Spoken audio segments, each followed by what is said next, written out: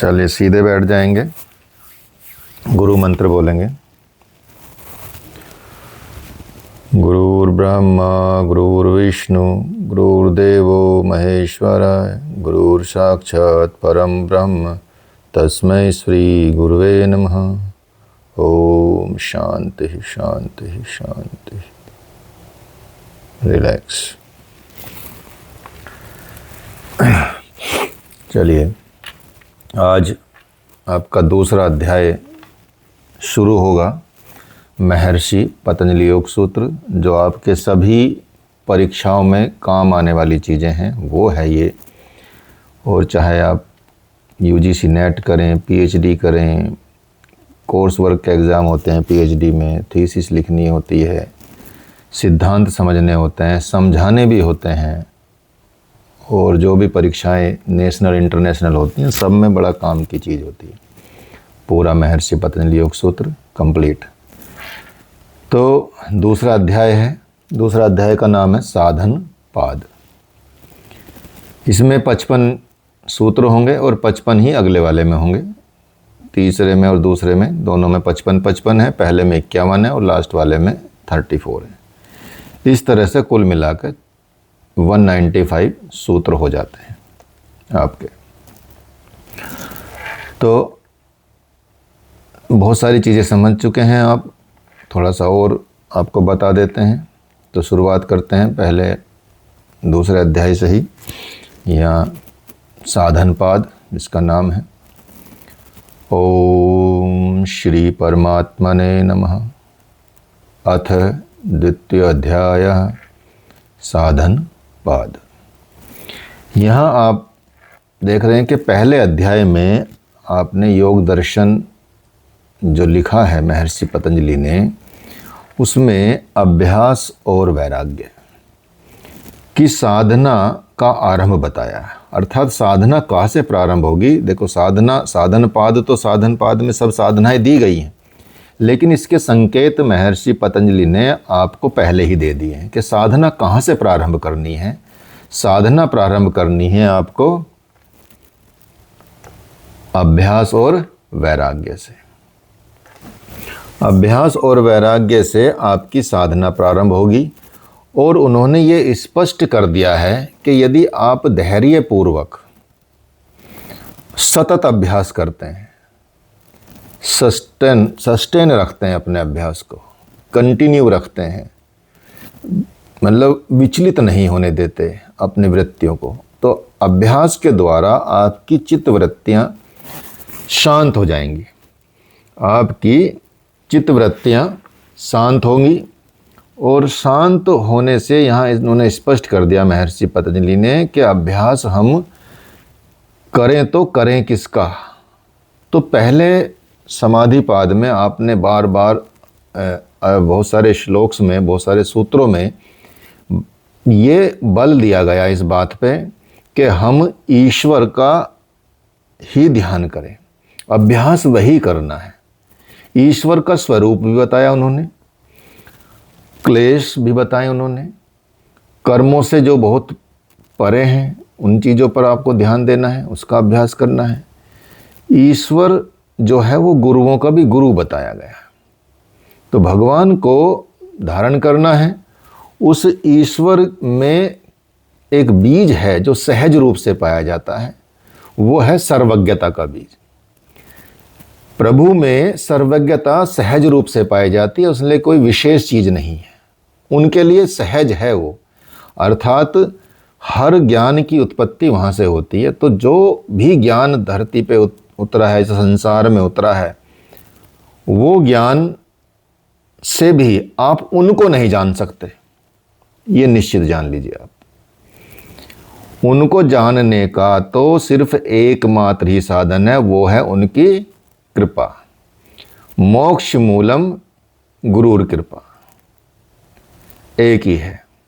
ठीक है, सब चीज़ जान जाएंगे आप, हर चीज़ जान जाएंगे, रास्ते जान जाएंगे, सिद्धांत जान जाएंगे, सब का पता लग जाएगा, लेकिन हर चीज़ तो कर्म साध्य है।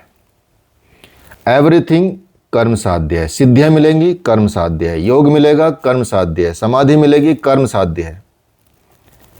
लेकिन उसको प्राप्त करना, उसको जानना, वो कृपा साध्य है।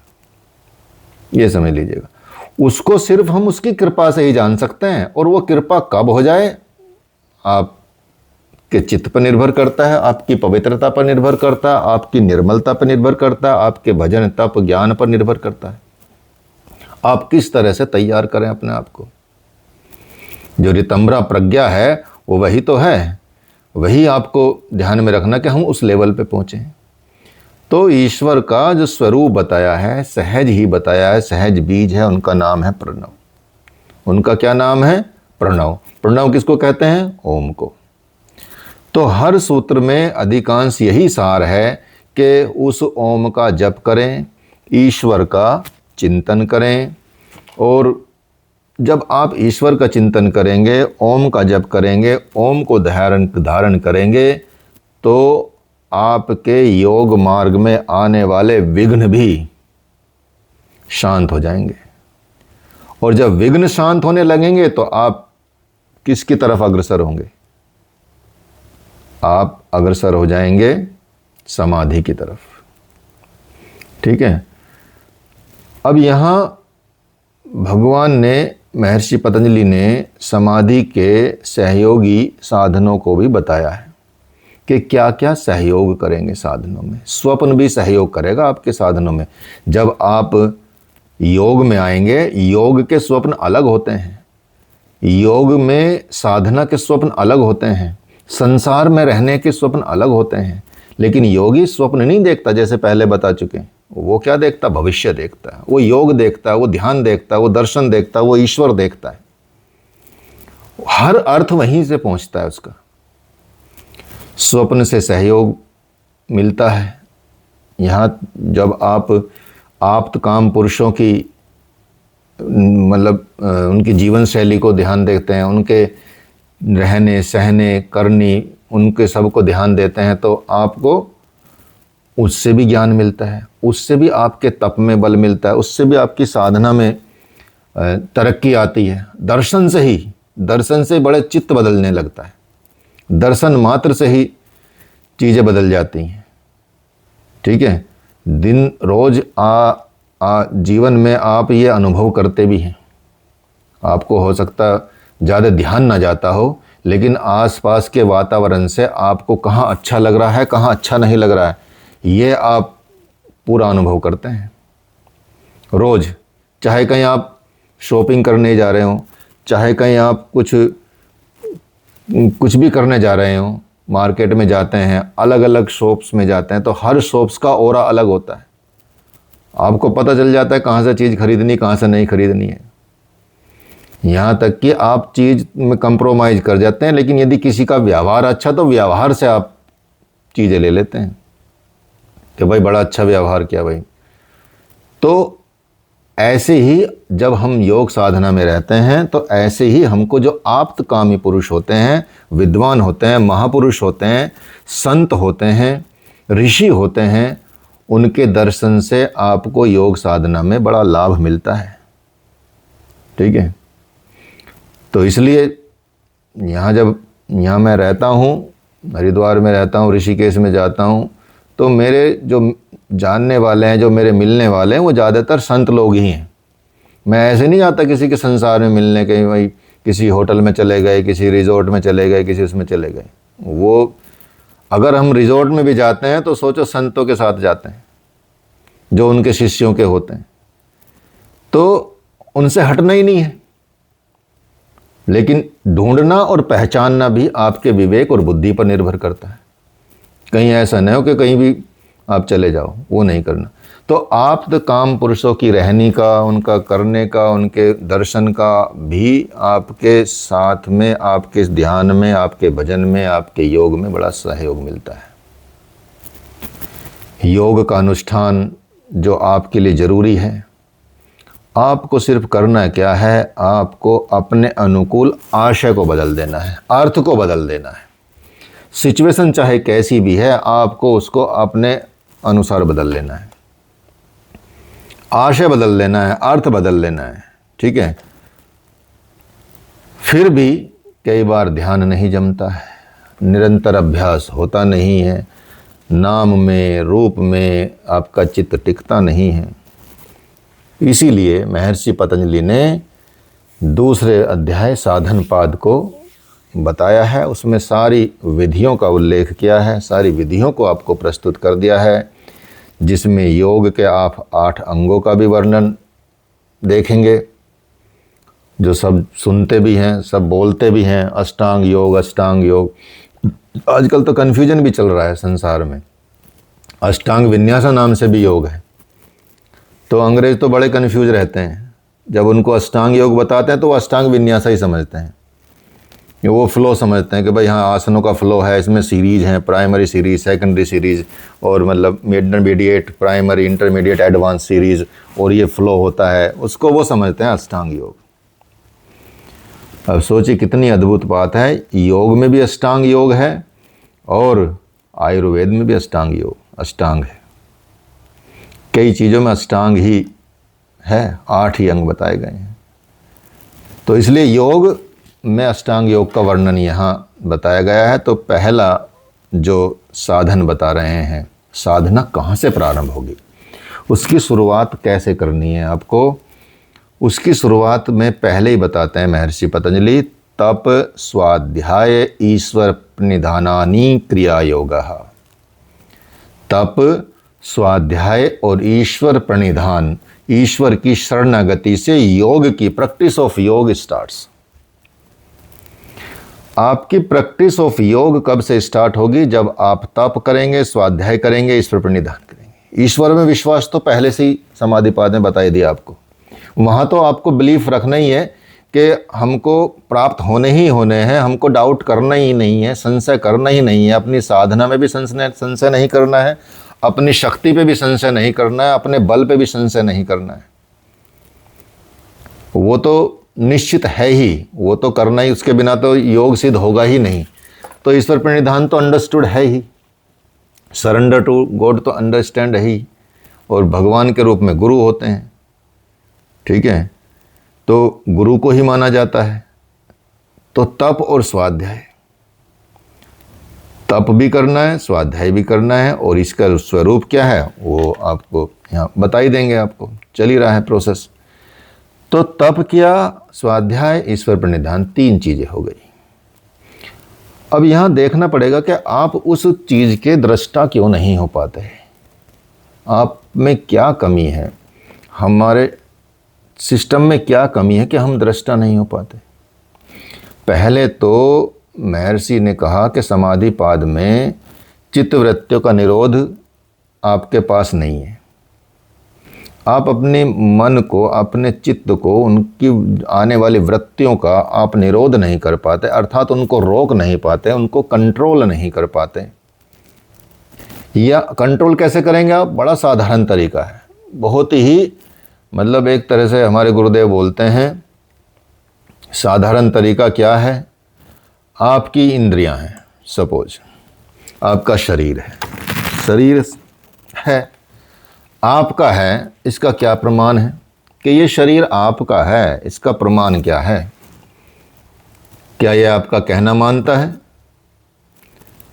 आपका कहना मानेगा तो आप बोलोगे ठहरो, उम्र यहीं रुक जाए, तो रुक जानी चाहिए कि भाई ऐसा है, अब बूढ़ा नहीं होना है, शरीर तो मेरा कहना मानना है। तो मानेगा क्या? नहीं मानेगा, जीवन में नहीं मानेगा आपका कहना, कितने भी कोशिश कर लो।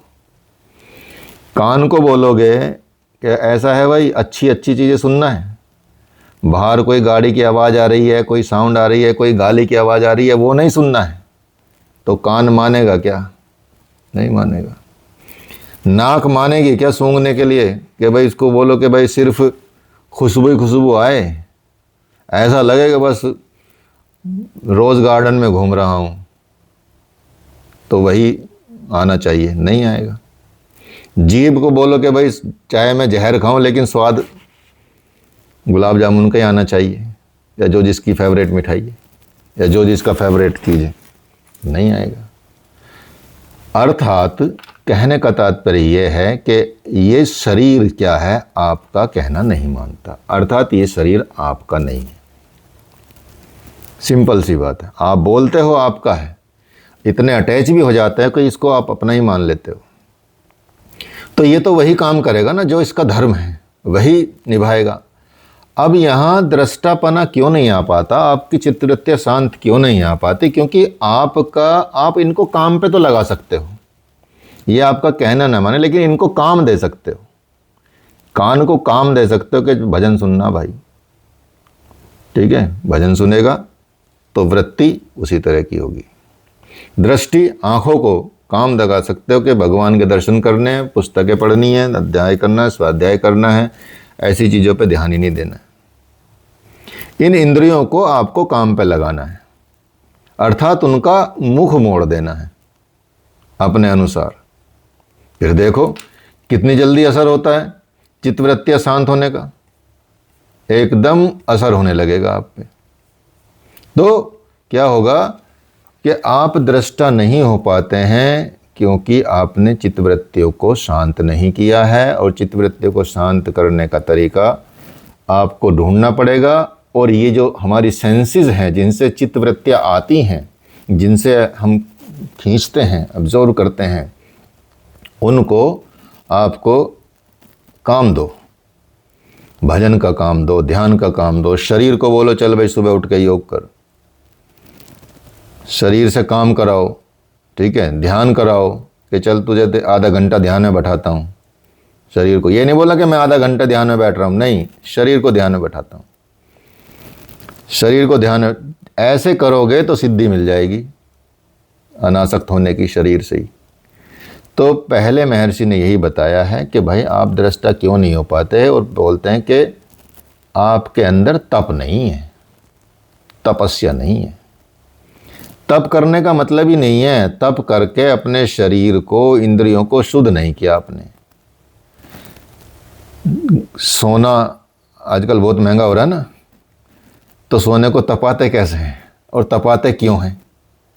जब आप ज्वेलरी लेके जाओगे सुनार की दुकान पे कि जी हमको बेचनी है, तो वो ज्वेलरी नहीं खरीदेगा, वो क्या करेगा, वो उस ज्वेलरी को मेल्ट करेगा, किससे? तपा के उसकी वो इम्प्योरिटी हटा देगा, अशुद्धता हटा देगा।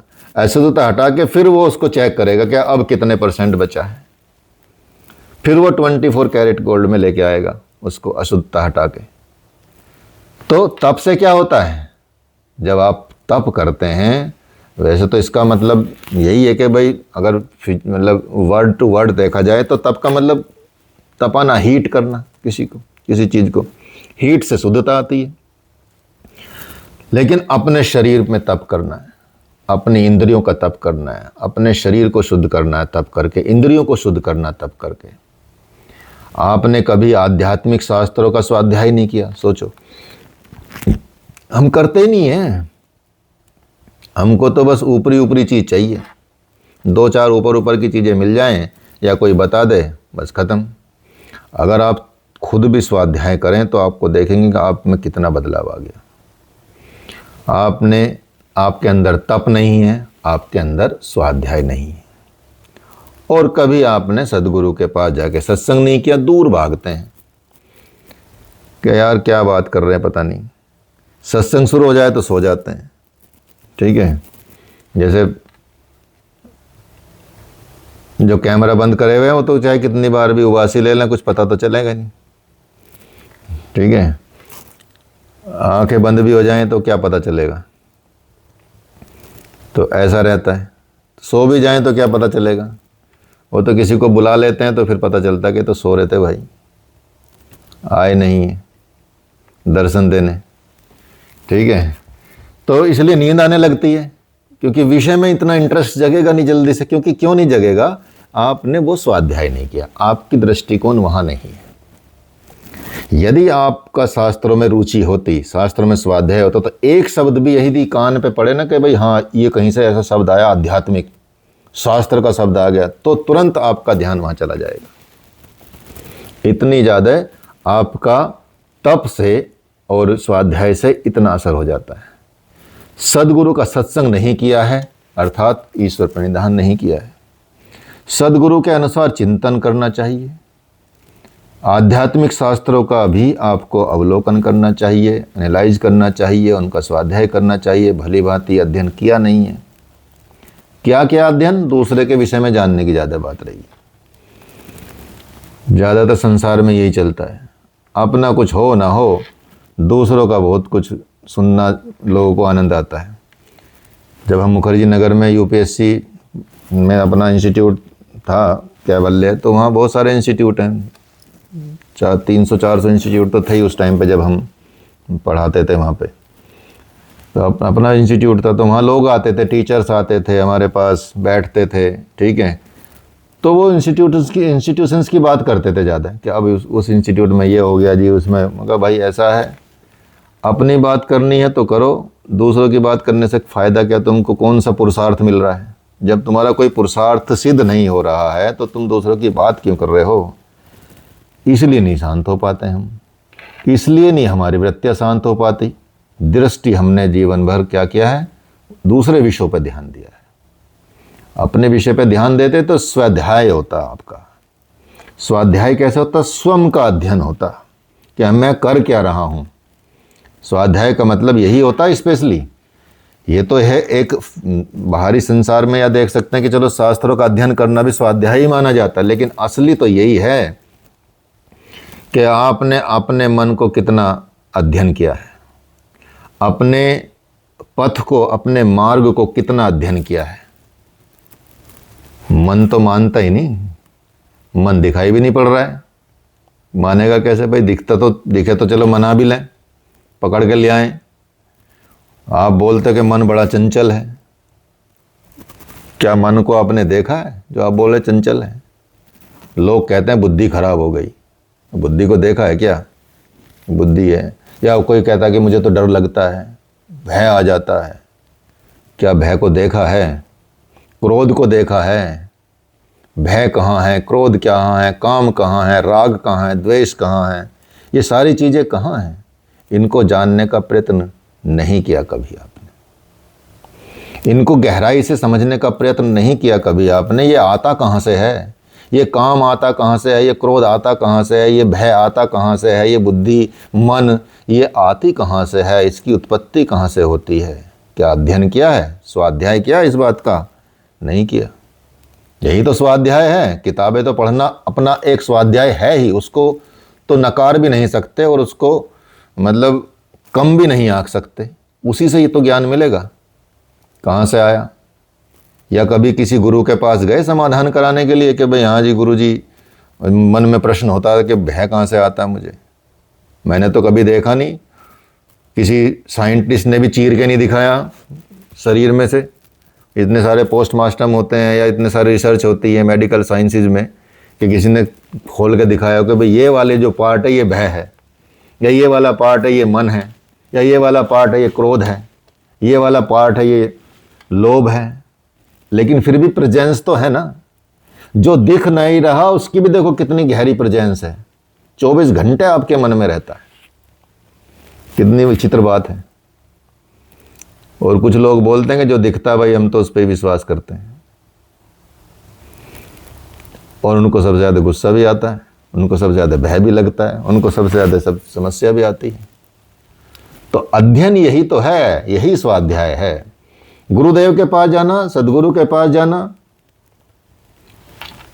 क्या है? सदगुरु के पास जाना, उनसे समाधान करा लेना, वो ईश्वर प्रणिधान है। क्योंकि हम कोशिश करते हैं कि हम अप्लाई करें जीवन में। यदि आप योग को अपने जीवन में अप्लाई करेंगे तो निश्चित रूप से आपके अंदर वो चीज़ें घटित होने लगेंगी। मैं दिल्ली यूनिवर्सिटी में पढ़ाता था, जानकी देवी कॉलेज में, ठीक है, योग पढ़ाता था, ठीक है। गुरुदेव ने बोला एक बार कि आओ यहाँ पे जानवी कॉलेज को संभालो। अगले दिन ही आ गए छोड़ के। दिल्ली में रहते थे, मुंबई में रहते थे, ठीक है, एकदम जंगल में आ गए रहने, ठीक है। अपनाना पड़ता है, शरणागति होनी चाहिए, श्रद्धा होनी चाहिए, ठीक है, तो आगे बढ़ पाएंगे कि ठीक है जैसा गुरुदेव बोलेंगे वैसा करेंगे। हमको करना ही क्या? भगवान ने भगवत गीता में पूछा अर्जुन से कि समझ आया जो मैंने पढ़ाया, योग बताया 18वें अध्याय में, कि जी हाँ बिल्कुल समझ में आ गया। भगवान ने ज़्यादातर अध्याय में यही कहा कि उठ खड़ा हो युद्ध कर, उठ खड़ा हो युद्ध कर, युद्ध कर, युद्ध कर भाई। अंत में समझ में यदि आया, अर्जुन, भगवान तो चाह रहे थे युद्ध करना, युद्ध कराना, तभी अर्जुन से पूछा, महात्मा अर्जुन से कि बताओ समझ आया क्या योग? कि जी हाँ बिल्कुल समझ आया। कि बताओ क्या बात? उन्होंने कहा कि जैसा आप बोलोगे वैसा करूँगा, ये मुझे समझ आया। मुझे कुछ करना ही नहीं है, आप युद्ध को बोलोगे तो युद्ध करूँगा, नहीं बोलोगे तो नहीं करूँगा, मुझे मतलब नहीं है कुछ, मुझे तो सिर्फ अब आपकी आज्ञा में रहना है। अगर अर्जुन ये बोलते कि जी अब मैं युद्ध करूँगा, आपने बोला, तो भगवान का हो सकता है लास्ट अध्याय तक मन बदल गया हो, ना युद्ध कराना हो, तो वो ईश्वर शरणागति नहीं होती, वो सदगुरु की शरणागति नहीं होती। जब शुरू में सदगुरु ही मान लिया महात्मा अर्जुन ने भगवान को, तो सदगुरु मानने पे तो फिर सिर्फ वह करना है जो सदगुरु बोले, वही है ईश्वर प्रणिधान। वही संकेत किया है 18वें अध्याय में भी। तो वहाँ से आता है सदगुरु का ध्यान, वहाँ से आता है। तो सीधा सा बोला कि जैसा आप बोलोगे, आप बस मुंह से जो बोलोगे मुझे वही करना, मुझे और कुछ करना ही नहीं है। तो भगवान ने सारे कर्मों से उसको हटा दिया। अब तो भगवान का कर रहे हैं ना जो कर रहे हैं, अर्जुन तो कर ही नहीं रहे। यही है ईश्वर प्रणिधान। इतना सरेंडर जब आ जाए तो समझ लीजिए आपके अंदर सदगुरु प्रवेश कर गए। तो हमने कभी ऐसा नहीं किया बंधन कहाँ है, बंधन कहाँ बंधा हुआ है, किस में है, हम कहीं भ्रम तो नहीं हो रहा हमें। तो ऐसा चिंतन करेंगे आप, चिंतन करके सदगुरु के पास जाओ, अवलोकन करो, अपना चिंतन करो। यही स्वाध्याय कहलाता है, यही है स्वाध्याय। कोई किसी को गाली दे रहा है, क्यों दे रहा है, कोई सम्मान क्यों दे रहा है, कोई मुझे बुरा क्यों कह रहा है, कोई मुझे भला क्यों कह रहा है, इस पर चिंतन ही नहीं हुआ। तो यहाँ महर्षि पतंजलि कहते हैं कि तप और स्वाध्याय के अभाव में कभी भी मन सम शांत नहीं होता, वो ना हुआ। ठीक है। तो यहाँ वो यही बात बता रहे हैं कि समाधि पाद में जो चीज़ें चर्चा की हैं उसका ही आगे उसका साधन बता रहे हैं कि किस तरह से साधन करना है, कहाँ से शुरुआत करनी है। फिर जब आप उनका पालन नहीं करेंगे तो कैसे आप अपने स्वरूप में स्थित हो पाएंगे। और जब आपके अंदर तप का अभाव है, स्वाध्याय का अभाव है आप में, आपने अपने मन के बल पर भरोसा ज़्यादा किया, कहना भी आज मन नहीं कर रहा है, आज मन कर रहा कहीं जाने का, आज मन नहीं लग रहा है। ठीक है, मन ना हुआ आपका मालिक हो गया। मन को आपको कंट्रोल में करना चाहिए, मन आपको कंट्रोल में कर रहा है, आपका मालिक है, हे मालिक। ठीक है, आप उसके सामने बोलते हैं क्या हुक्म है मेरे आका, बताइए। ठीक है, तो ये तो कैसे, फिर तो उसी के बस में रहेंगे आप। आपने अपने मन के ताकत पे ज़्यादा भरोसा कर लिया, अपने से ज़्यादा।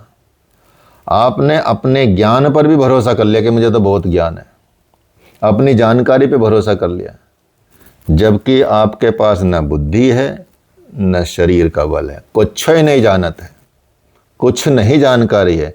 आए किसी के गुरुदेव के पास, संत के पास पहुँचे, कुछ बड़े सिद्ध मतलब बड़े ज्ञानी लोग।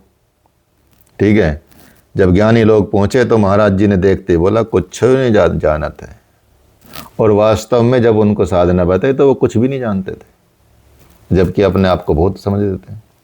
हम पढ़ के, स्वाध्याय करके, वेद पढ़ के, उपनिषद पढ़ के, और हम जाते हैं किसी गुरु के पास तो सोचते हैं कि भाई हमें तो बड़ा ज्ञान है, और वो पहचान लेते हैं कि कुछ भी नहीं जानते भाई तुम लोग। ठीक है, तो इसलिए जब आपके पास बुद्धि का बल है तो बुद्धि से चल रहे हो, शरीर से चल रहे हो, आपने कभी जानकारी हासिल करी नहीं है आपने कभी। तो यहाँ पे आपने ध्यान रखना है कि भाई हमको किस साधना में चलना है, ईश्वर की साधना में चलना है, ईश्वर पर निधान करना है, फालतू की बातें करनी नहीं है। ईश्वर दिखाई नहीं देते, गुरु मिला नहीं है, जब तक ऐसा रहे तब तक ही आपको शास्त्रों का अध्ययन करना है। करके रखिए, बाद में भी उनके अनुसार कीजिए। अब हम गुरुदेव से पूछ लेते हैं कि गुरुदेव कौन सी किताब पढ़ें, अब कौन सा अध्ययन करें, किस चीज़ का स्वाध्याय करें, तो बता देते हैं कि अच्छा अब ये कर लो, अब ये कर लो, ठीक है, तो वो कर लेते हैं, ठीक है, अपना दिमाग चला के कुछ और भी कर लेते हैं। तो ईश्वर दिखाई नहीं पड़ता है, गुरु नहीं मिलता है, उस स्थिति में आपको क्या करना है, शास्त्रों के द्वारा जो प्राप्त जानकारी है वही आप अपने हृदय में उतारते जाइए। कारण क्या होता है, 3 तरह के मत होते हैं। मत मतलब राय, या एक होता है लोकमत। लोकमत तब होता है जब आपके पास कोई और मत ना हो, अर्थात आप परिवार से पूछो क्या करना है, बड़ों से पूछो, संसार में जो देख रहे हैं कि जिन्होंने तरक्की की है उनसे बात कर लो, उनसे पूछो, दैट इज कॉल्ड लोकमत।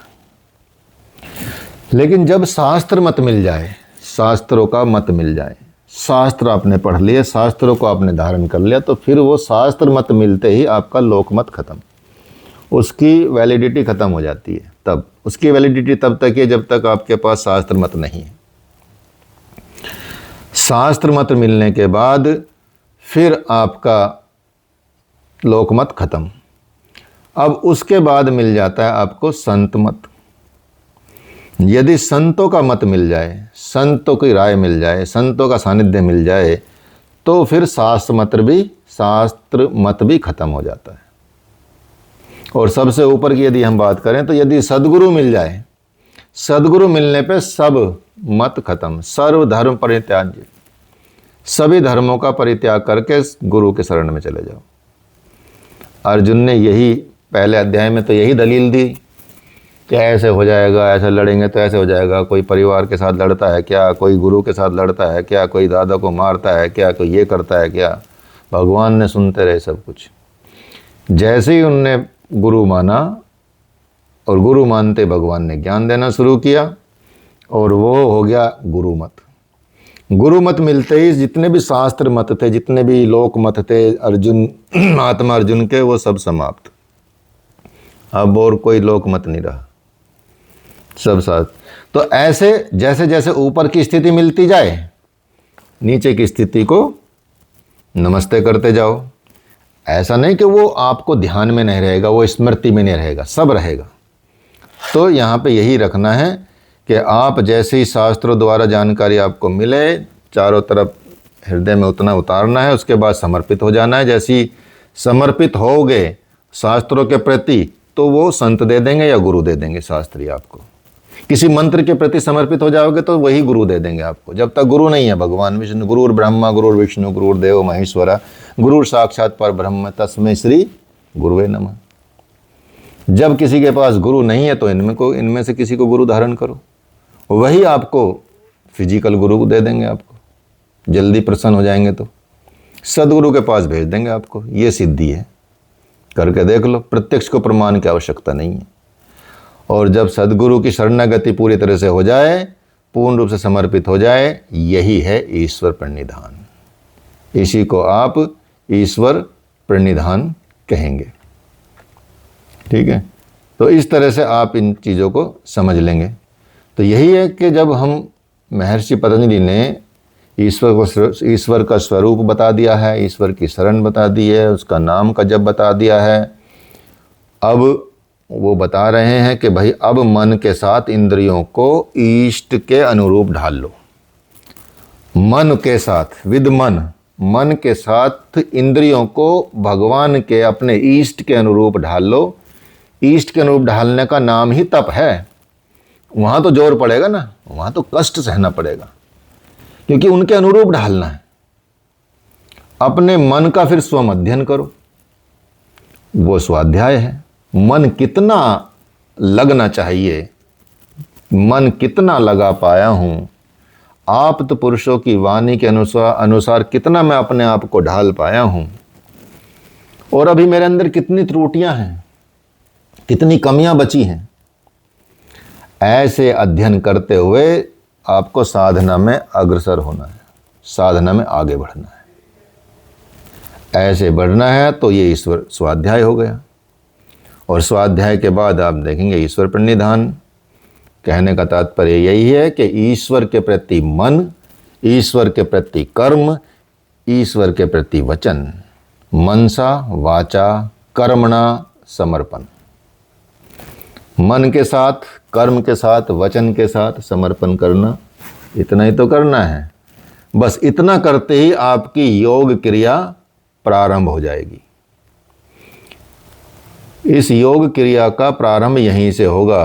तप स्वाध्याय ईश्वर प्रणिधानानि क्रिया योगा, तब योग की क्रिया प्रारंभ हो जाती है।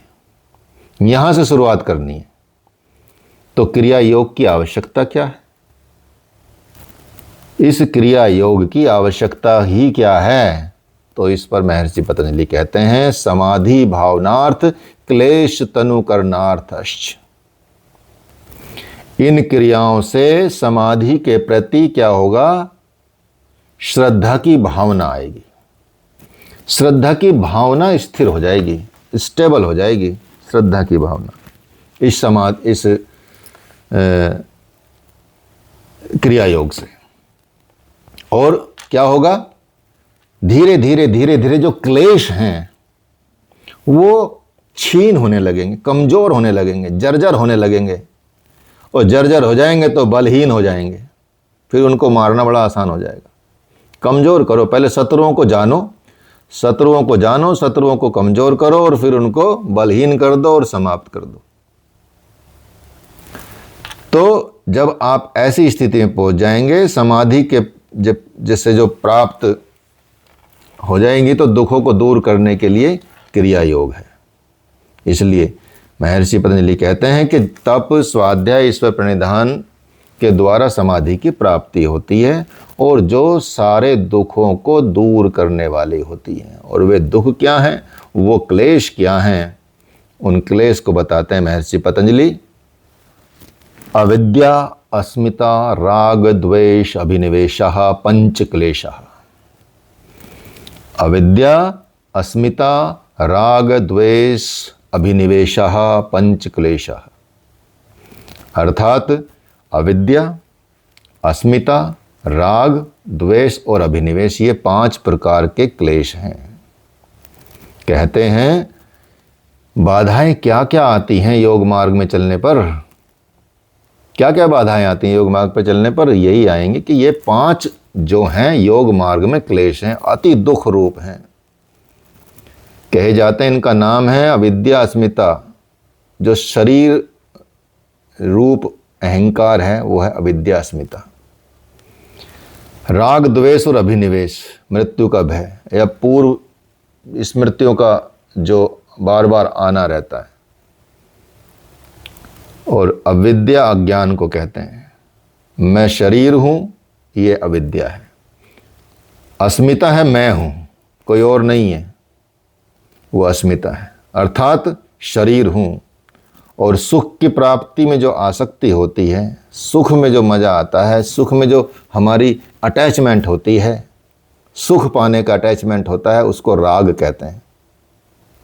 बार बार उसको पाने की हमें कामना होती है। जब हमको उसको बार बार पाने की कामना होती है और वो सपोज मिले ना, पूरी ना हो पाए, तो हमें द्वेष होता है। और जब आप आत्म पथ पर चल रहे हैं, जब चल रहे हैं, तो मृत्यु का भय भी स्वाभाविक रहता है। यही अभिनिवेश है। तो ये सारी चीज़ें क्या हैं? ये सारी चीज़ें किन के लिए हैं? जो संसारी हैं, जो हम जैसे लोग हैं, उनके लिए है ये। लेकिन आध्यात्मिक साधकों के लिए नहीं है। आध्यात्मिक साधकों के लिए तो बिल्कुल कुछ नहीं है। अब यहाँ बराबर में जंगल है, अपने कॉलेज के पास ही आप देखेंगे तो जंगल भी है, भयानक भी है, बहुत जानवर भी रहते हैं अंदर भी, ठीक है। और सांप वाँप भी बहुत रहते हैं यहाँ पे। तो गुरुदेव साधना बताते हैं, बीच बीच में कुटिया से बोलते हैं कि जिन जिन साधकों को कि अच्छे जाओ, अब पूरे दिन सुबह से लेके शाम तक बस जंगल में एक पेड़ के नीचे बैठे रहना, वहाँ तुमको 1 गिलास दूध पहुँचा दिया जाएगा, ठीक है। तो अब उनको वो साधना बता दी कि भाई जंगल में जाना। अब वहाँ चाहे कोई भी जानवर आए, आए खाए कुछ भी करे, उनको फिर कोई मतलब नहीं। गुरु की आज्ञा में रहना तो रहना। उनमें जो शरीर से अटैच रहते हैं ज़्यादातर कुछ लोग, तो वो बताते हैं कि गुरुदेव ने ऐसी बता दिया कि वहाँ जंगल में बैठाते, कोई आके खा गया हमको तो क्या करेंगे। अगर गुरुदेव बता रहे हैं तो गुरुदेव ही तो रक्षा करेंगे, किसी को अब तक तो कुछ हुआ नहीं है। ठीक है, तो ये साधना जब, तो ये हम संसार के लोग ही तो डरते हैं जो ज़्यादातर चीज़ों से संसार में रहते हैं, इतना अटैचमेंट रहता है। जिसने शरीर को त्याग ही दिया, शरीर का त्यागने का मतलब शरीर से डिटैचमेंट ही हो गया आप, तो फिर शरीर चाहे कहीं भी जाए, शरीर को चाहे कुछ भी हो, उससे कोई मतलब नहीं। ठीक है, इतना ये तप करना पड़ता है, यही तो तप है। तो ये अटैचमेंट जब हो जाए, डिटैचमेंट हो जाएगा, तो ना मृत्यु का भय रहेगा, ना अविद्या रहेगी, गुरु हटा ही देगा विद्या। अस्मिता, राग, द्वेष, ये सब क्लेश ज़्यादातर साधकों के पास कम होते हैं, बहुत कम, मतलब इनका ये क्षीण होते हैं, बहुत कमज़ोर हो जाते हैं। संसारियों के पास बहुत स्ट्रांग रहते हैं। तो ये आध्यात्मिक साधकों के लिए विशेष बात है, क्योंकि पता नहीं कितना समय बचा है, इसकी साधना कब पूरी होगी या होगी भी नहीं। अब तो कई बार शरीर आगे जाके रोगी हो जाता है, अब क्या होगा। तो ये अज्ञानियों के पास, ये अज्ञान ही है सब कुछ। भाई तुम करो ना, सीधा तुमको करना ही है। तो अज्ञानियों जैसी हमारी दशा हो जाती है, और ऐसी दशा ना हो, ये इस तरह की चीज़ें ना आए हमारे पास। तो यदि वन प्रदेश में सारी साधनाएं हो रही हों, संन्यास ले लिया है आपने, तो कहीं शेर ना आ जाए, कहीं सांप ना आ जाए, ऐसा डर बना रहता है, लास्ट तक बना रहता है। सोचो, काफ़ी टाइम तक बना रहता है। एक गुरुदेव हमारे अपनी ही कहानी सुनाते हैं। गुरुदेव बोलते हैं कि एक बार महाराज सर्दियों में नर्मदा के किनारे, मध्य प्रदेश में जो आश्रम है अपना, खेड़ी घाट, एक इंदौर से थोड़ा सा लगभग 50-60 किलोमीटर डिस्टेंस पे है खेड़ी घाट, एकदम नर्मदा के किनारे पे ही है। ठीक है, तो वहाँ आश्रम में थे सारे ब्रह्मचारी, 1 महीना पहले ही वहाँ चले गए थे। तो वहाँ कुटिया के पास ही एक बहुत भयानक सांप रहता है, और किसी से डरता भी नहीं सांप, वो दिन रात सब घूमता रहता है। ठीक है, तो वो समझ गया कि भाई यहाँ तो संत लोग रहते हैं, मारेंगे नहीं, इसलिए उसको डर भी नहीं है। तो पिछली बार मैं गया था शिवरात्रि पे, वहीं था, तो शाम थोड़ा मैं नदी के किनारे गया, तो वहाँ भी एक कुटिया बनाई थी, बड़ा सुंदर सी कुटिया बनाई हुई है गुरुदेव ने। तो वहाँ पे बैठा था, वहाँ से जंगल से मैं आ रहा था, रास्ते में एक डंडी ही पड़ी रास्ते में पड़ी दिखी मुझे। मैंने सोचा इसको उठा लूँ, इसको उठा के इधर लूँ। तो जैसे ही मैं थोड़ा आगे झुका तो चल पड़ा, वो सांप था, बिल्कुल डंडी की तरह पड़ा हुआ था। ठीक है, उसका वीडियो भी बनाया मैंने, मेरे पास है। और ये कैसा सांप है यही। तो फिर बाबा ने बताया कि यहीं रहता है, ये इधर ही आता जाता रहता है, लेकिन है जहरीला, तगड़े वाला। मैं तो उठाने वाला था इसको। इसने तो सोचा मुंडी हिला दी थोड़ी सी, तो मुझे पता चल गया कि सांप है। ठीक है, तो ऐसा वहाँ रहते हैं। यहाँ कुटिया में रहते हैं, अपनी कुटिया में नाग रहते हैं कई।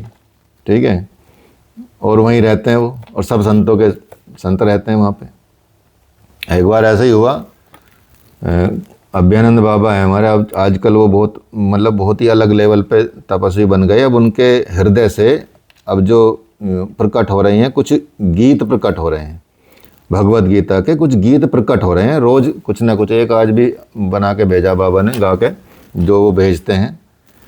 तो आजकल वो इतनी तेज साधना में है क्या, वो उनके साधना से वो चीज़ें प्रकट होने लगी हैं। तो रोज़ कुछ ना कुछ प्रकट हो जाता है, और फिर वो लिख देते हैं उसको, ये बता देते हैं। ठीक है, फिर एक बाबा है अपने संगीत वाले, वो बहुत अच्छा गाते हैं, मतलब प्रकांड पंडित कह सकते हैं उनको, गायक में, गायन में वो गा के भेजते हैं। ठीक है, आज मुझे भेजा उन्होंने। तो वो प्रकट, उन्होंने क्या किया, जब एक सांप ने कुटिया में ही थे, वो मेंढक पकड़ लिया। अब वो उनको बुरा लगा कि ये मेंढक को खा जाएगा सांप। तो बाबा ने उनको ऐसी सिद्धि है कि उन्होंने भगवत गीता का एक पाठ करना शुरू किया खास। अब पाठ करते करते ही 8-10 श्लोक हुए थे, वो 8-10 श्लोक करते करते सांप ने उसको, मेंढक को छोड़ दिया। मेंढक इधर चला गया, सांप इधर चला गया। ठीक है, ये बात गुरुदेव को पता चली। ठीक है, हालांकि तो बात तो है सिद्धि वाली ही, लेकिन गुरुदेव ने उनको डांटा कि तुमको प्रकृति की चीज़ों में दखल देने के लिए तुमको ये तप कर रहे हो, या ये सिद्धियां प्राप्त कर रहे हो, या तुम अपनी साधना के लिए सिद्धियां प्राप्त कर रहे हो। ठीक है, ऐसे ऐसे हैं। तो इस तरह से इन साधकों का यही रोल होता है, इनको अपने लेवल को उठाना होता है और चीज़ों को आगे बढ़ना पड़ता है। तो इसलिए ये चीज़ें आती हैं जीवन में कि आपके पास लास्ट तक भी कुछ ना कुछ बचा रहेगा। तो वहाँ क्या हुआ, एक बार क्या हुआ, वहीं पे तो गुरुदेव ने बोला कि देखो, सारे ब्रह्मचारियों को बताया कि देखो ये क्या है ना, सांप यहाँ आकर गोद में भी बैठ सकता है। आप ध्यान करते हुए होंगे तब आपकी गोद में भी आके बैठ सकता है। साधना के उच्च स्तर पर सांप जरूर आता है, ये समझ लीजिएगा। कभी आप ये सोचो कि भाई हम बच जाएंगे इससे, आप कहीं भी होंगे वहीं प्रकट हो जाएगा। ठीक है, चाहे आप 5 स्टार होटल में तप कर रहे हो बैठ के, प्रकट वहाँ भी हो जाएगा, ये ध्यान रखना आप। ठीक है, तो इसलिए साधना के उच्च स्तर पर आता है, लेकिन निम्न स्तर पर नहीं आता है, उच्च स्तर पर जरूर आएगा। ठीक है, ताकि आपको देखा जाए कि तो आप में अभिनिवेश की सिद्धि आई है नहीं आई है। तो भगवान गुरुदेव बताते हैं कि वो सबको बताया कि ऐसा है, ये सांप यहाँ के गोद में भी बैठ सकता है, आपके डरना नहीं है। सबसे कहा उन्होंने, अभ्यानंद से भी, शेषानंद से भी। शेषानंद बाबा तो गुरुदेव के साथ के ही हैं, आत्मानंद से भी। ठीक है, तो अगले ही दिन जैसे ही बताया गुरुदेव ने, अगले दिन एक उपेंद्रानंद बाबा हैं हमारे, वहीं रहते हैं, तो वो बैठे हुए थे ध्यान में, और ध्यान में बैठते तो सांप उनकी तरफ बढ़ने लगा सीढ़ियों पे, बगल में आके बैठ गया। ठीक है, तो उन्होंने ऐसे करके उनको भगाया। हालांकि वहाँ वो उठ के भागे नहीं, क्योंकि गुरुदेव के सिद्धांत थे। और कुछ ये भी डर था कि अगर मैं भाग गया तो लोग क्या कहेंगे, ऐसा भी कई बार ऐसा होता है। तो यहाँ ध्यान मतलब कोई घर पे ध्यान कर रहा हो, उसको भी मृत्यु का भय है। घर से बाहर अकेले में कर रहा हो, उसको भी डर है। चोर डकैत का भय होता है, एकांत में नहीं जा सकते, जाने का मन नहीं करता, कहीं भूत का भय लगता है। ये भय चलते रहते हैं, यही हैं आपके सारे भय की जड़ अभिनिवेश। तो यहाँ पे ये ध्यान रखना है कि आपको अभिनिवेश क्लेश तो नहीं हो रहा। तो इस तरह की चीज़ों में आप यदि ध्यान देंगे तो आपको पता चलेगा कि हाँ भाई, ये चीज़ें, इस सिद्धांत को आप अप्लाई कर रहे हैं नहीं कर रहे हैं लाइफ में। ठीक है, तो यही है। आप देखेंगे कि जो क्लेश हैं, क्लेश समझ ही गए आपको, विद्या, अस्मिता, राग, द्वेष, अभिनिवेश, ये 5 क्लेश हैं। और ये 5 क्लेश ही जीव मात्र को, आपके जीवन को संसार चक्र में घुमाने वाले होते हैं। ये महा दुखदायक होते हैं। यही है मृत्यु और जन्म के कारण। इनमें सबसे इम्पोर्टेंट क्या है? इनमें सबसे इम्पोर्टेंट है, सबका जो लीडर है वो है अविद्या। सबका मालिक एक, सबका मालिक एक है, वो है अविद्या। ठीक है, इसी के कारण सब आते हैं। यदि यही ज्ञान हो जाए कि भाई ये चीज़ें अलग है, अविद्या जो चारों क्लेश जो हैं बाकी के, अस्मिता, राग, द्वेष और अभिनिवेश, इनका ये उत्पादक क्षेत्र मान सकते हो अविद्या को, वहीं से उत्पन्न होता है। ये क्लेश जो हैं अपनी अलग अलग अवस्थाओं में रहते हैं, मतलब किसी में कुछ अवस्था में रहते हैं, किसी में कुछ अवस्था में रहते हैं, लेकिन रहते जरूर हैं। कोई प्रसुप्त अवस्था में रहेगा, कोई तनु अवस्था में रहेगा, कोई विच्छिन्न अवस्था में रहेगा, कोई उदार अवस्था में रहेगा। ऐसी अलग अलग अवस्थाओं में ये क्लेश पड़े रहते हैं, एकदम मतलब सोए पड़े रहते हैं। आप इनको देखो, कंपेयर कर सकते हो, जो स्लीपर सेल होते हैं ना आतंकवादी, वो पड़े रहते हैं बस। जैसे फ़ोन आता है, मैसेज आता है, एक्टिव हो जाते हैं। यही है क्लेश। तो ये है, आप इनको देखोगे, अस्मिता सभी क्लेशों के कारण, मतलब अविद्या के कारण है सारे। ये अस्मिता आदि जितने भी क्लेश हैं, ये चारों अविद्या से ही जागृत होते हैं। ये चारों मिट भी जाए ना, ये चारों चलो खत्म भी हो जाएं, फिर भी एक बचा रहेगा, अविद्या। अविद्या फिर भी बचा रहता, कहीं ना कहीं अज्ञान आ जाएगा, कबीरदास जी कहते हैं, 5 सखी पांचों गुणवंती, 5 सखी पांचों गुणवंती, 5 में सरबस एक जनी, बलम संग सोई गई पांचों जनी। क्लेश जब अपना कार्य नहीं करते हैं वो उनकी अर्थात प्रसुप्त अवस्था है। जब क्लेश काम नहीं कर रहे समझो सो रहे हैं, ऐसा नहीं कि वो खत्म हो गए हैं, ये मत मान लेना। इसका अर्थ ये नहीं है कि वो है ही नहीं, लेकिन क्रियाशील नहीं है। जैसे ही कोई उद्दीपन मिलेगा, स्टिमुलेशन मिलेगा, जैसे स्टिमुलेशन मिलेगा, उद्दीपन मिलेगा या उसको पिन किया जाएगा, वो क्रियाशील हो जाएंगे। कैसे? उदाहरण के समझ सकते हैं। नारद मुनि को तो आपने सुना ही होगा, नारायण नारायण करते घूमते, ठीक है। देवऋषि नारद हिमालय की गुफाओं में बहुत तप करने लगे और भगवान हरि का स्मरण करने लगे। स्मरण करते रहे और उनका ये भी रहता कि वो एक जगह टिकते भी नहीं है। हरि के स्मरण मात्र से एक स्थान पर 2 घड़ी से अधिक न रुकने वाले जो थे वो टिक कर वो करने लगे, तप करने लगे। तपस्या से इंद्र विचलित हो उठा उनकी। उन्होंने जो नारद मुनि की तपस्या को हटाने के लिए अप्सराओं को प्रेरित किया, लेकिन काम कला कछु मुनहि न व्यापी, देवऋषि नारद पर कोई प्रभाव नहीं पड़ा।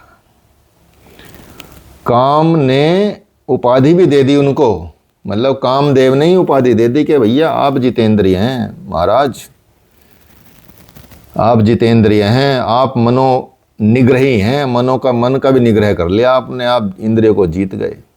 लेकिन ऐसा नहीं था। उन्होंने काम को सदा सदा के लिए नहीं, मतलब उन्होंने काम को सदा सदा के लिए नहीं जीता था, बस वो विकार जो था वो प्रसुप्त अवस्था में चला गया था। जैसे ही शील निधि राजा की सुंदर नगरी देखी, सुंदर वन नर नारी देखे, सुंदर राजकन्या देखी, उसकी हस्तरेखा देखते ही वो प्रसुप्त विकार जागृत हो गया।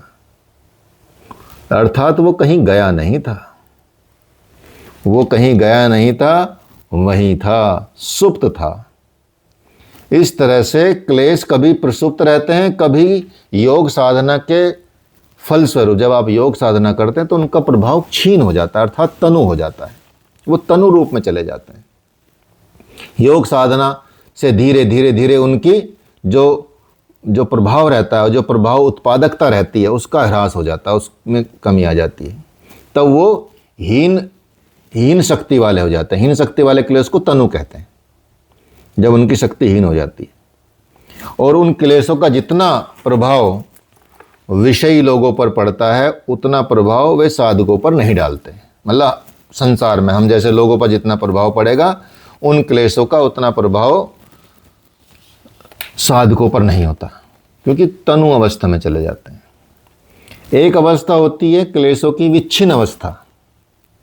विच्छिन्न अवस्था तब होती है जब दूसरे क्लेश क्रियाशील रहते हैं। जैसे कोई राग से कह सकते हैं राग में है, उस समय द्वेष नहीं दिखाई देगा, ठीक है। जब ज़्यादा ही आनंद में है तो द्वेष नहीं दिखाई देता। फिर मतलब कई चीज़ें ऐसी होती हैं कि किसी की फिर कमी भी नहीं दिखाई देती जब कोई तारीफ कर रहा हो आपको, ठीक है। तो वो क्या है, वो विच्छिन्न अवस्था कही जाती है। दूसरे के प्रभाव के कारण दूसरा कम हो जाए या दिखाई ना दे, उसको विच्छिन्न अवस्था कैसे कहते हैं। द्वेष नहीं दिखाई देता, वो विच्छिन्न है, वो कहीं गया नहीं है, लेकिन उस समय ऐसा आभास होता मानो जैसे दूसरा क्लेश है ही नहीं। और जिस समय कोई क्लेश अपना काम पूरी तरह से कर रहा हो, जिस समय कोई क्लेश अपना काम पूरी तरह से कर रहा हो, उस क्लेश को उसकी उदार अवस्था कहते हैं। अर्थात जो भोग में आकर शांत होने वाला हो, यही उसकी उदारता है कि अच्छा अब आनंद आ गया, अब ठीक है भाई, अब फिर उसकी ज़्यादा उसका आनंद ले चुके। तो ये सभी क्लेश का मूल कारण क्या है? अविद्या ही है। इसलिए आप देखेंगे भगवान शिव और उसमें कंपेयर करेंगे ना नारद मुनि में, दोनों ने काम को जीता, दोनों ने अपने तप से चीज़ें की, लेकिन जो नारद मुनि थे उनका वो क्लेश सुसुप्त अवस्था में था, जैसे ही जाग गया दोबारा से। लेकिन भगवान शिव ने तीसरी आंख खोल दी और काम को ही भस्म कर दिया। भगवान तो मतलब शिव ने तो उसको भस्म ही कर दिया, मतलब उसके उसमें आए नहीं पछड़े में। ठीक है, दोनों की इसमें ये अंतर है।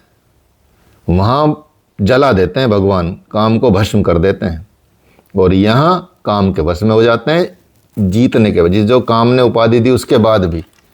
तो जो क्लेश है वो सोए रहते हैं। ठीक है, इसलिए इनकी अवस्थाएं अलग अलग आपने यहाँ समझी।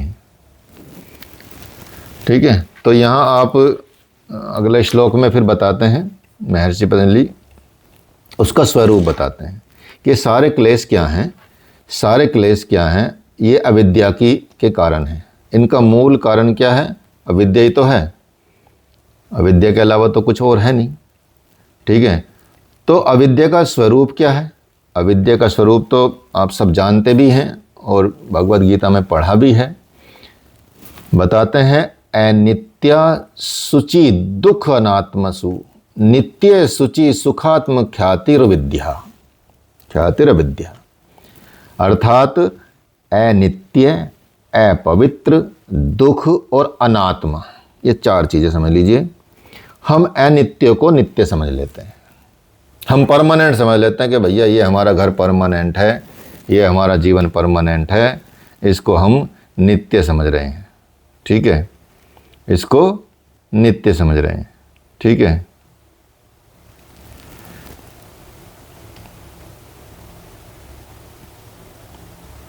तो अनित्य को नित्य समझ लिया, अपवित्र को पवित्र समझ लेते हैं, दुख को सुख समझ लेते हैं, और अनात्म भाव को आत्म भाव की प्रतीति समझ लेते हैं। यही तो अविद्या है। सत्य वस्तु है आत्मा, मिथ्या जगत पसार। सत्य अर्थात नित्य तो एक रस दृष्टा पुरुष ही है। ठीक है, संसार में शरीर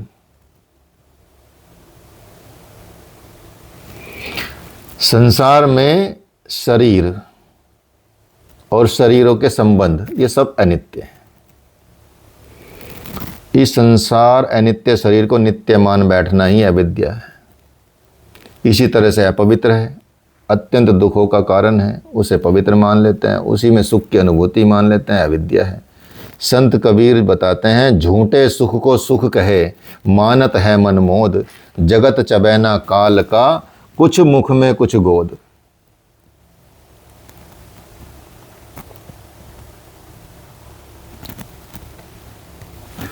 क्लियर है? तो भगवान श्री कृष्ण जी भगवद गीता में कहते हैं, अर्जुन आत्मा ही सत्य है और सारे भूत आदिकों के शरीर नाशवान हैं, इनका अस्तित्व है ही नहीं। ये सब अनात्मा हैं, फिर भी शरीरों को आत्मा मानना विद्या है। यही सब दुख का कारण है। तो यहाँ फिर भी उसी सांसारिक वातावरण में आप ऐश्वर्य और सुख की मान्यताएं गढ़ लेते हैं, इसी से हमको सुख मिलेगा, इसी से वो मिलेगा। ये सब क्या है? विद्या है। कहने का मतलब यह है कि जो परमात्मा नहीं है उसी को भगवान माने हुए बैठे हैं लोग। इस प्रकार जब आप ध्यान देते हैं, इन चीज़ों पे समझते हैं, तो अनित्य को नित्य, अपवित्र को पवित्र, दुख को सुख और अनात्मा को आत्मा मान लेते हैं। यही है सबसे बड़ी अविद्या। उसमें रहते हैं, उसमें व्याप्त रहेंगे तो ये अविद्या है। अब बाकी क्लेशों का वर्णन हम कल करेंगे। 5 श्लोक इसमें हो गए आपके। ठीक है, अस्मिता का रूप कल बताएंगे नेक्स्ट क्लास में। मतलब कल नहीं, नेक्स्ट होगी आपकी मंडे। अब 2 दिन छुट्टी रहेगी, मज़े करो, अर्थात रिवीजन करो और समझो। किसी का कोई प्रश्न हो तो पूछ सकता है, कोई शंका हो तो। ठीक है, उच्च साधना में सांप क्यों आता है, इसका क्या रहस्य है? अभिनिवेश को खत्म करने के लिए। डर मृत्यु कब है? लास्ट तक बना रहता है ना, ये अंत तक बना रहता है। तो सांप को कैसे पता चलता है ये साधना कर रहा है, मुझे जाना है इसको डराने के लिए? क्योंकि वो और वो वो और हम एक ही हैं। शरीर अलग है। जैसे कुछ सेंटेंस बनाओगे ना, मैं नितिन हूँ, मैं नाम बताता हूँ आप सबके, मैं नुपुर हूँ, मैं ऋतु हूँ, मैं देवेंद्र हूँ, मैं सानू हूँ, मैं वंदना हूँ, मैं शिवानी हूँ, ये सब लिखोगे। अब इन लिखोगे में अलग क्या है, इसमें कॉमन क्या है? पहले तो अलग देखो क्या है। अलग सबके नाम है, अर्थात शरीर सबके अलग हैं। कॉमन क्या है? मैं हूँ, मैं हूँ, मैं हूँ, मैं हूँ, अर्थात आत्म तत्व तो सब में एक ही है, मैं तो सब में एक ही है। शरीर ही तो अलग है। तो उच्च स्तर पे तो वो आप सब एक ही दिख जाता है, इसलिए आता है। चिंता ना करो, वो कुछ कहेगा नहीं आपको, प्यार करे। गुरुदेव आप सोचिए, यहाँ खेड़ी घाट रहते थे मध्य प्रदेश में। गुरुदेव तपस्या करते थे एक गुफा में।